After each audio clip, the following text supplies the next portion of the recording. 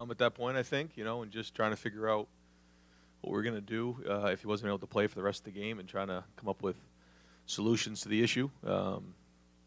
And then, went up to him and kind of asked him what he thought, and he looked up and said, just put a brace on it, I'll be fine. It just blew me away, after looking at the shot he took and how tough he was, and then come back to make a play like that was one of the coolest things I've been a part of.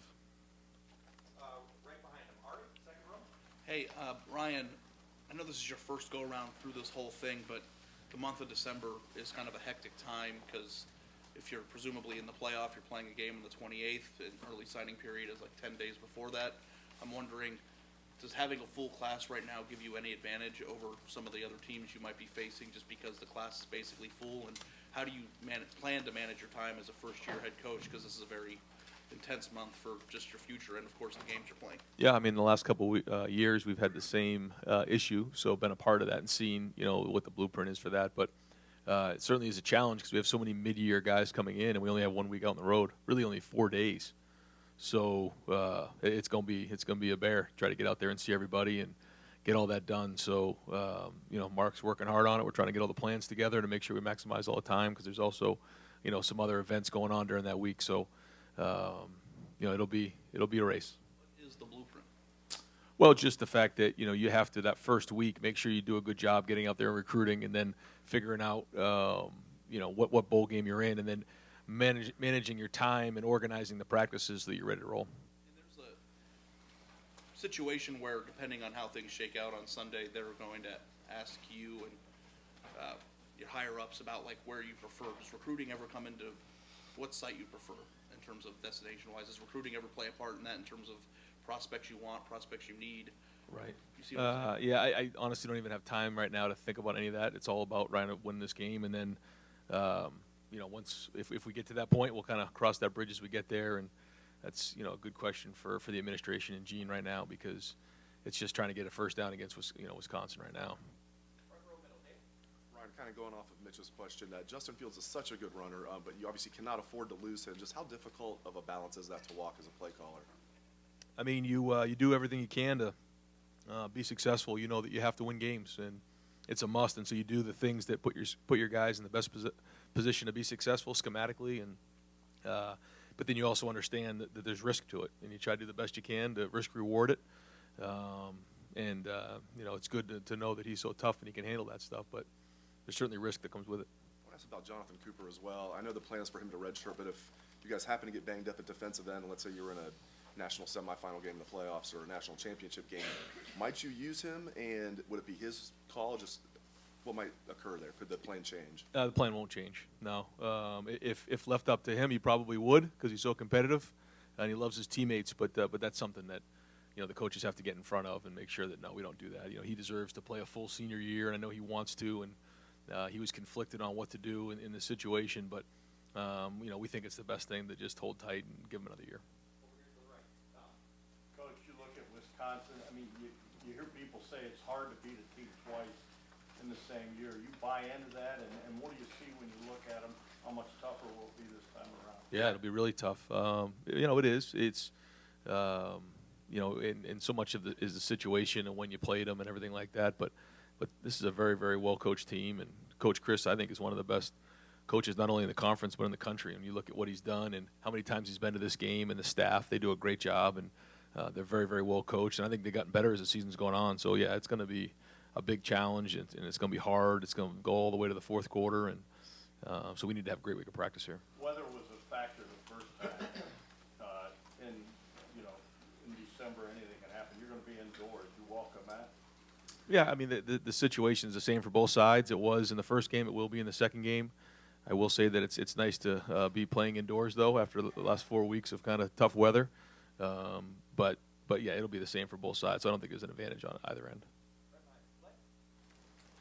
After what you said to me before you got on the bus the other day, and just sort of going through that experience in that game, do you feel? I know the pressure never relents, but do you feel lighter? I mean, was a weight lifted off of your shoulders after winning that game? You said we had to win. We had to win. Yeah, I mean, there's no ifs, ands, or buts. People say,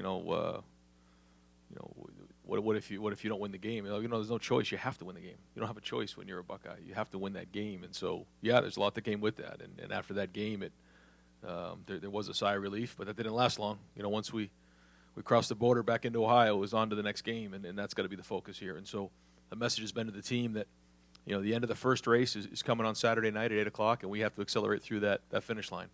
And as much as these games have been emotional, and they've been emotional wins, and they've been big wins, they don't mean anything if we don't win this game. And that's what's great about playing like this in this format. The games get bigger as the season goes on, and we got to do a great job preparing again this week. Front row right, Austin. Ryan, Chase has a couple times mentioned frustration with plays where he feels like he's getting held a lot. Have you guys at any time sent tape into the Big Ten to review the way he's being blocked at times? Yeah, we do that as kind of a regular basis to send things in and get some back and forth with Bill Carolla and the staff there, and sometimes we agree on things, sometimes we don't, but it's kind of part of the game, the back and forth there, and I thought they did a good job with some of the things they did schematically, and you kind of go back and forth with it, but I think the referees do a good job, and they can't catch them all, and they're honest, and there's great feedback there, and I think they're very professional in how they go about their business. And so Chase has been upfront as well that all he wants is the team to win. I know you guys would like to have him get more sacks. When he goes through a game like Saturday and he doesn't have one, does that surprise the coaching staff? Did you guys still see the impact you wanted on tape? What did you think about him Saturday? Yeah, no, I thought he played good. I thought they did a good job on some of the things they did. Later on, when things changed up a little bit, he got a great hurry on Patterson. Really had an impact on the second half, in my opinion. I mean, he took a shot right there, and those add up over time. And again, his presence matters. So although sometimes maybe it doesn't mean he's getting sacks or TFLs, when 2 or 3 guys get the attention of him, that opens up things for other guys. And so Coop getting a sack, and that max protection where the whole line was sliding his way. I mean, that's part of the impact that Chase has on the game. Third row right, Rob. You said you have to win them all, but there's talk out there today that you don't have to win Saturday and make the playoff. There seems to be that kind of speculation going on. Your response to that? And then secondly, I think you've said this before, some variation of this. Are you a big believer in conference champs should make it or not? Or is that in an expanded playoff or with 4? Yeah, I mean, all I know is we have to go win this game, for a lot of reasons. And the Big Ten championship game is one of our goals, year in and year out. And so that's just the focus. And starting to, again, for me to speculate on all those things at this point right now doesn't really matter. I know we got a great team, and we just have to win this weekend, and then everything will take care of itself if we do that and focus on that. Because the other speculation or talk or what if scenarios for me, doesn't do us any good right now. So, again, just focus on that finish line. So really winning the conference is that a requirement, you think, should be for you? Or? I mean, for this team right now, it is, yeah. Second row right, Tony. Ryan, after the Michigan game, after the win, did you feel more relief or happiness? Relief. Yeah, it wasn't even close. I didn't know what I would feel, but it was absolutely relief. Yeah. To say that I didn't internalize a lot of emotions that week and leading up to that game would not be accurate. A lot went into that, and it's not just me; it's my family, it's the staff, it's this team. There's just so much that goes into that. And Jeff Hafley, he said to me the next morning, he said, "Imagine walking in the Woody with all the signage that's up on the walls and not winning that game, and having to walk by it for 365 days and not winning that game." I said, "I know. I don't even know what that'd be like." And so, yeah, there's so much that goes into that, and we play it year round, and so to get that win the way we did means a lot. And then you mentioned you played opponents twice in the NFL. What kind of insight, or does that give you an advantage, or does it almost hamper you because you have so much information? I think it's how you handle it and finding that right balance of wrinkles, but then also the things that our guys can play well, and so they can play with a clear mind. Because in the end, games like this, it comes down to players. Again, not plays, but at the same, but you also don't want to get out schemed, and so giving them a good clean plan with enough wrinkles is critical. Front row right, Bill. It was 1 year ago tomorrow that you were named head coach.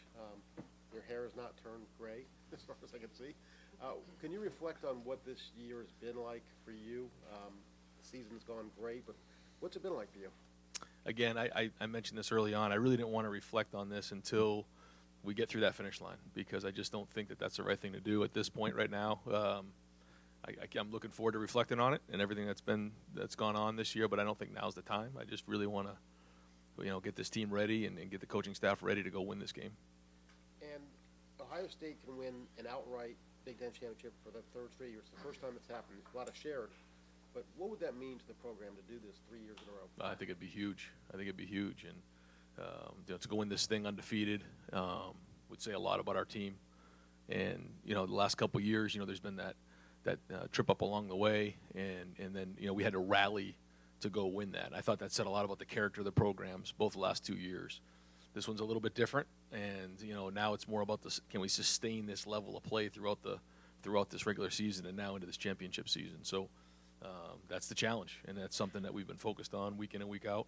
And now here we go. This is head towards that finish line, the last home stretch, and then after we get done with that, we come up for air and figure out what's next. But all our eyes are on that finish line. Second row, middle. Steven? Coach, underlines like beating the team twice. When you beat the team pretty convincingly the last time you played them, so why would it be tougher, I guess, the second time around when you beat the team convincingly to beat them the second time? Well, they kicked our tails the first half on offense. I thought defense played good, but we didn't do very good on offense. So it was a close game, and it was 10-7, right, at one point in the third, and they blocked the punt, and I mean that's a good team. So we kind of pulled away there at the end, but that was a tough game, and we know it's going to be the same way. And they've done some different things here, and they've made adjustments, and they've adapted as the season's gone on. So this is going to be a tough game now. Third row left. Danny? Ryan, it's the time of a year where coaching jobs around the country start to open up, and there's a lot of speculation about who could be candidates for what. Just asking hypothetically, if one of your coaches were to come with you with an opportunity they may be interested in right now, how do you handle that in terms of balancing this focus you're trying to keep on the Big Ten championship and allowing those guys to pursue those things? Yeah, I mean, I think that one of the reasons that you come here is to be a part of this special family, but it also opens up opportunities for you down the road, and I think that's healthy and it's good for families, and I support that. And so, the one thing I'd ask is, to those guys, if that situation were to come up, is just make sure we finish through this finish line first. We've made a commitment to these guys, and so most people who are looking for coaches at this time would understand that and what that means. And we got a lot of guys who want to be here, so I don't expect any changes or any of that to come up, but it's part of the profession. Front row left. Doug? The recruiting question you're getting for, when maybe what you're doing recruiting-wise, like next week, is somewhat limited because, hey, like we might be trying to win a national championship, isn't that a good pitch too? Like, hey, if we're not seeing you as much, we're kind of busy doing this thing. How much does winning sell in recruiting? No, I think it's huge. Because this week everybody's on the road, we're not. And even talking to recruits this week and last night, I said, I apologize, we're not going to be able to see you this week. And almost everyone to a person said, no, it's a good problem to have, Coach. We're glad you're playing in that championship game. We get it. And that's why you put so much work into recruiting leading up to this point. We recruit these kids so early on that the relationships are there. And then we'll do everything we can next week to get out there and hustle around and see these guys. But yeah, I mean, certainly being in this spot is huge credibility in recruiting. What you guys did against Michigan the past 2 years, what you did offensively last year, what you're doing offensively this year. We know the defensive improvement is such a big part of why this team is so good. But with what you've done offensively since you've been here, do you have to do that to be great in college football now? The pressure that your offense can put on opponents, we got to find a way to score with these guys somehow, not just to be good on offense, but to be a team that has a chance to win it all. Must you be great and dynamic and high-flying in offense these days? Well, I think it definitely helps. I think it's important when you start playing in games like this to play complementary football. And I think if you look back at this game, there were times where, early on, they were moving the ball on us pretty good, but we were going shot for shot. And then, they held them to a field goal. They got a turnover in the red zone. We're scoring. And then we go up a couple scores. They have to start throwing it more, and now it's advantage us. And there wasn't the 50-50 mix. And I think when you play complementary football like that, it really helps. If you're dominant on one side of the ball, You know, you set yourself up, you know, for getting beat if you're not on both sides of the ball. But you know, if you want to, you know, make a run at this thing, like you said, you have to be great, and that's the focus. And so it's only good if you continue to do it week in and week out. So you know, you come out and lay an egg, then you put yourself at risk. So I think not only on offense, but it's important to be in all three phases. And I know you're not able to reflect on stuff while you're in the heart of it, but when you see your players and maybe your players with their families, like for instance when they're coming out, you guys are coming out of the stadium in Michigan on Saturday and everybody's there with their parents, and can you appreciate that like when this is like living history of Ohio State right now, this era of Ohio State football and beating Michigan like this and what you guys are doing?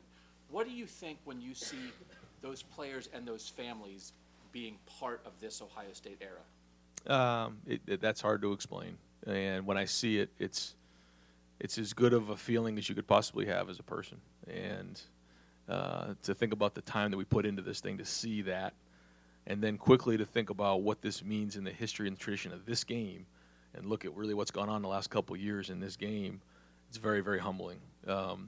Again, now is not the time to think about that, and the minute I start thinking about that, we go right back to focusing on what's going on right now, and I think there's time to sit back on that. But yeah, when you look at what's been done in the past and what's been done this past year and the year before in that game, it's very humbling. And right behind him, Bill. Right. You said on the conference call you were on Sunday about your three interior offensive linemen, you thought those three guys were maybe the best in the country. I know you like all five of your guys, but about those three in particular, Josh, Jonah, and Wyatt, what makes you say something like that? Well, I just think that they're first off, their approach to the game is off the charts. They understand stuff. They communicate. They're tough. They're good in the run game. They're good in the pass game. They finish guys. If you follow them around during the game, it's just amazing the stuff that they do and the finishes and the knockdowns that they get during the game. And they're the tip of the spear in our offense. And everything goes through those guys. And their approach has been off the charts. Run game diversity, having a lot of different stuff in there. How much does the skill set, maybe it's a silly question, the skill set of your offensive line impact that? And when you have three interior guys who appear to be very athletic on top of all the other things you just mentioned, how much does that do for your offense? No, it's huge. It's huge because it allows you to do so many things. Their ability, a lot of those guys last year spent a lot of time in pass protection, because that's what we did last year, really. And then now to see the transition into the run game and the ability to do both, that goes to speak to Coach Stud and what they're doing in that offensive line room. Second row middle, Bruce. Justin's been hurt in the last two games. Wisconsin did not score on you in the first time you played him. Did you give any thought to, or would you give any thought to, not starting him, giving him time to fully heal, seeing where you are at halftime, or sitting him the whole game Saturday? But no, not at all. No, he'll be playing, and we'll use him all 60 minutes. Okay, the other thing I wanted to know on Paul Christ.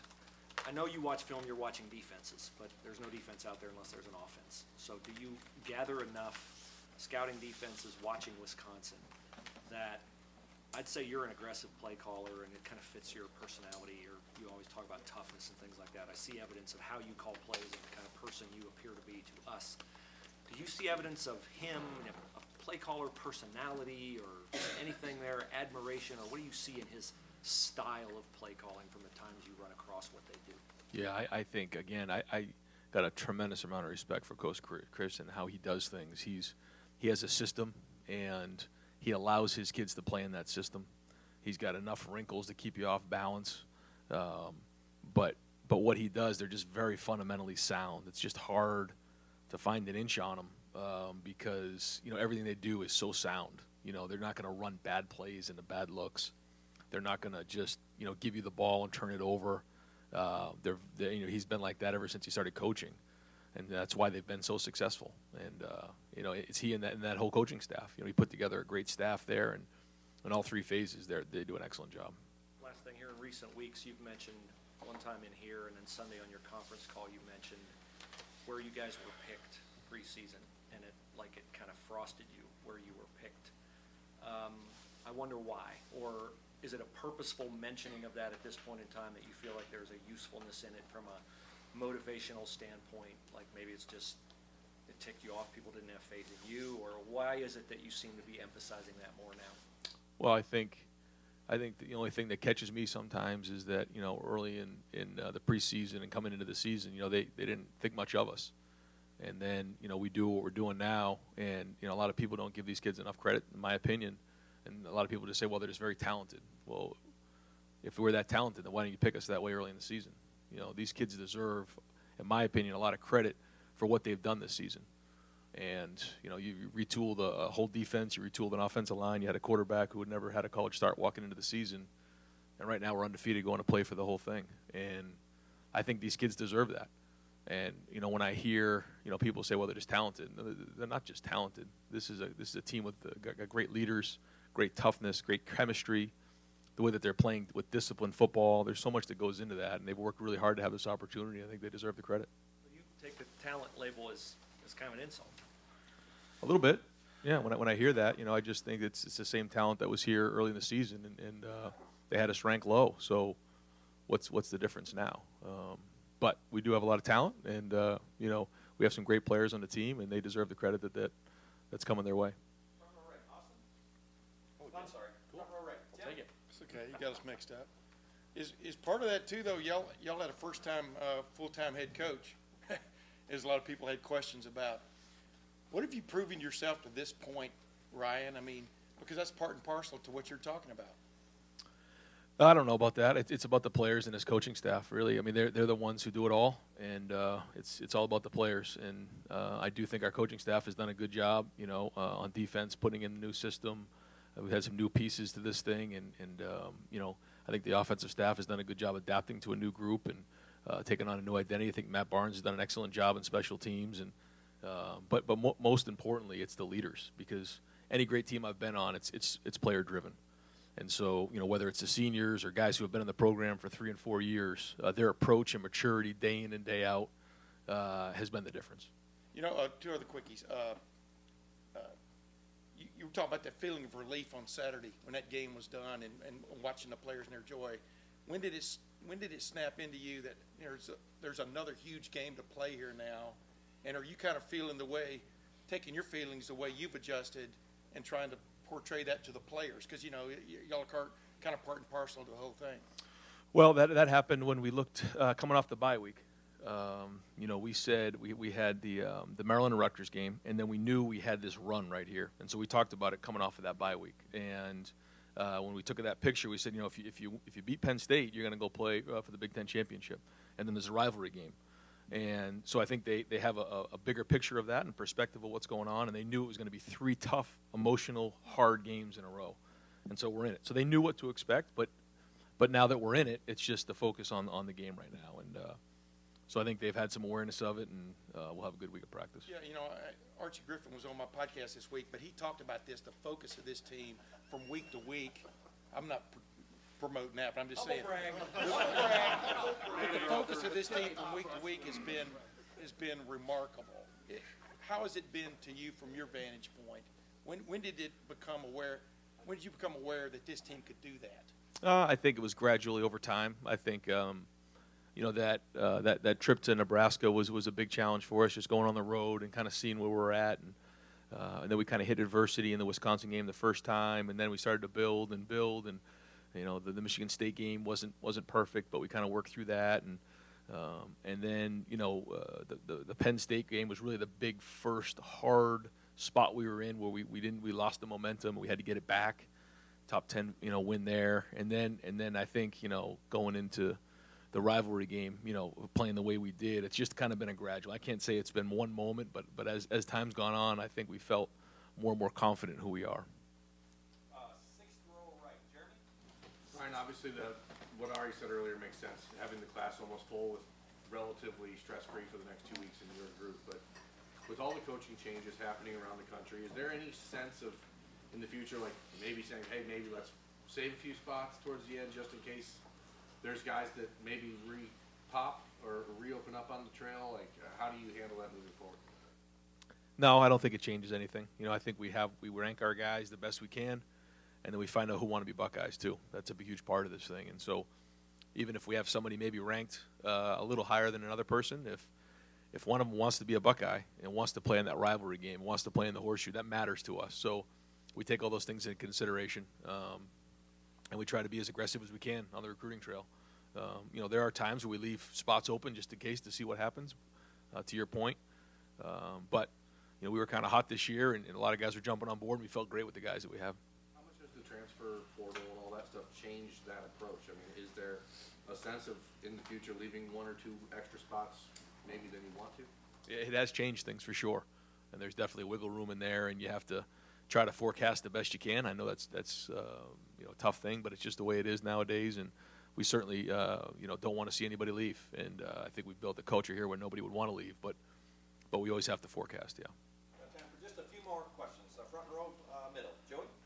Ryan, your guys' Twitter account this morning had like a graphic with JK, Chase, Justin, like a Heisman Trophy promotional thing. In the old days, they used to run these elaborate Heisman campaigns. Like Orlando Pace had the pancake sack here. As a head coach, what's your view on just how to promote guys for award? What's appropriate? How much do you push guys for awards, Heisman campaigns, that sort of thing? Well, I think this year's been unique for a lot of reasons, and I think when you're at Ohio State and you're at such a high-profile place, you know, it kind of speaks for itself. I don't think you have to go out there and do a lot of campaigning when you're playing in a rivalry game with, you know, tens of millions of people watching. You know, you get the chance to, you know, have an unbelievable platform here. But I think the thing for these guys is because of the way the season's played out, maybe they haven't had as many reps or opportunities as some of the other guys in the country, but their efficiency when they've been on the field, to me, has been the best in the country. You know, I think Joe and Jalen Hurts and those guys have had unbelievable years. I'm not taking away anything they're done because those guys are playing tremendously. But I just think when you think of J.K., Justin, and Chase and all their own moments have had Heisman moments, and they deserve to go to New York. Far left, Matt? In addition, you know, like Tim was asking about the emotional toll these last 3 weeks, physically too. You know, Justin's gotten banged up, secondary and stuff like that. How do you balance preparing for this game and getting the work done you need to versus making sure everybody is as fresh as they can be and healthy?